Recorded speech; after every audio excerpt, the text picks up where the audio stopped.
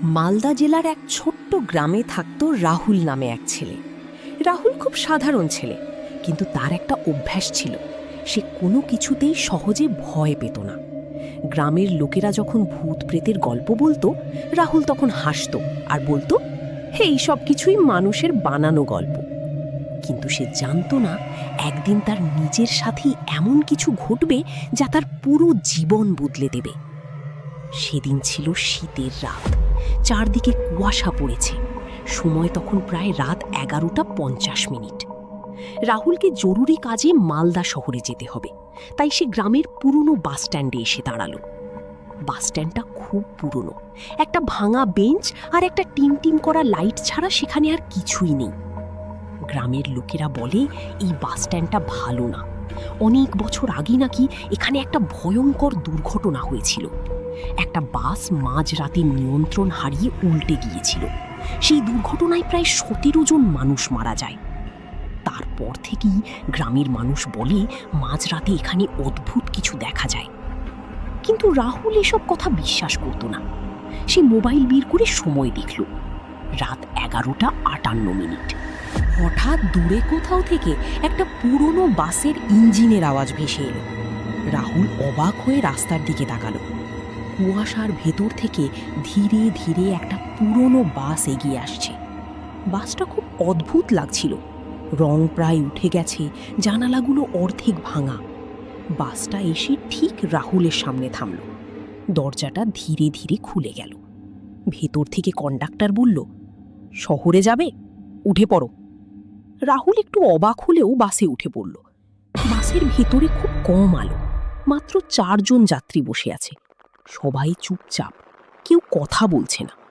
রাহুল একটা সিটে গিয়ে বসে পড়ল। বাসটা আবার চলতে শুরু করলো। কিছুক্ষণ পর রাহুল লক্ষ্য করল বাসের ভেতরটা খুব ঠান্ডা হয়ে যাচ্ছে, যেন হঠাৎ করে শীত অনেক বেড়ে গেছে। সে পাশের লোকটাকে বলল, ভাই, জানালাটা বন্ধ করবেন? লোকটা কোনো উত্তর দিল না, ধীরে ধীরে তার দিকে তাকালো। রাহুলের বুক ধক করে উঠল। লোকটার চোখ পুরো সাদা, কোনো কালো মণি নেই। রাহুল তাড়াতাড়ি অন্যদিকে তাকালো। সে মনে মনে বলল, হয়তো আলো কম বলে এমন লাগছে। কিছুক্ষণ পরই সে পিছন থেকে একটা অদ্ভুত শব্দ শুনতে পেল। মনে হচ্ছে কেউ খুব আস্তে হাসছে। সে পিছনে তাকালো। একটা বৃদ্ধা মহিলা বসে আছে। তিনি রাহুলের দিকে তাকিয়ে ধীরে ধীরে হাসছেন। তার হাসিটা খুব অদ্ভুত, যেন সেই হাসির মধ্যে ভয় লুকিয়ে আছে। হঠাৎ বাসের লাইট একবার জ্বলে উঠল, আবার নিভে গেল। রাহুল জানালার বাইরে তাকালো, কিন্তু সে যা দেখল তা দেখে তার শরীর ঠান্ডা হয়ে গেল। রাস্তা নেই, চারদিকে শুধু অন্ধকার জঙ্গল। সে কন্ডাক্টরের কাছে গিয়ে বলল, এই বাসটা কোথায় যাচ্ছে? কন্ডাক্টর ধীরে ঘুরে তার দিকে তাকালো। তার মুখটা খুব ফ্যাকাশে। সে ধীরে বলল, যেখানে সবাই শেষ পর্যন্ত যায়। রাহুল কিছু বুঝতে পারল না। সে আবার নিজের সিটে গিয়ে বসে পড়ল। হঠাৎ বাসটা খুব দ্রুত চলতে শুরু করল। বাতাসের শব্দ শুনতে পাওয়া যাচ্ছে। রাহুল লক্ষ্য করল বাসের সব যাত্রী এখন তার দিকে তাকিয়ে আছে। তাদের চোখগুলো অদ্ভুত, পুরো সাদা। হঠাৎ সেই বৃদ্ধা মহিলা বলল, নতুন যাত্রী এসেছে। আরেকজন বলল, অনেক দিন পরে কেউ উঠল। তাদের কথা শুনে রাহুলের শরীর কাঁপতে লাগলো।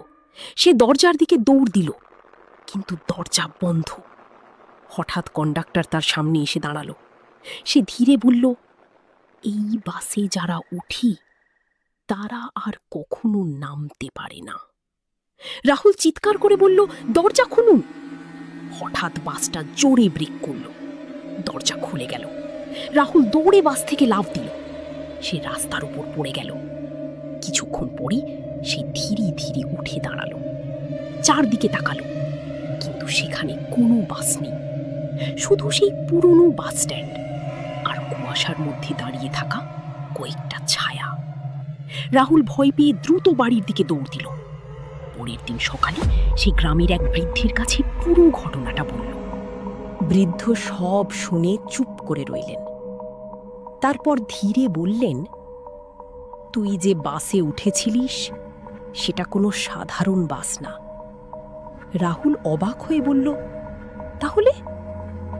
বৃদ্ধ বললেন, ২০ বছর আগে যে বাস দুর্ঘটনা হয়েছিল সেই বাসটাই মাঝরাতে আবার দেখা যায়। যারা সেই বাসে ওঠে তারা আর কখনো ফিরে আসে না। রাহুলের শরীর ঠান্ডা হয়ে গেল। সে বলল, কিন্তু আমি তো ফিরে এসেছি। বৃদ্ধ কিছুক্ষণ চুপ করে থাকলেন, তারপর ধীরে বললেন, হয়তো তারা তোকে এখনো পুরোপুরি নেয়নি, কিন্তু একদিন তারা আবার তোকে ডাকবে।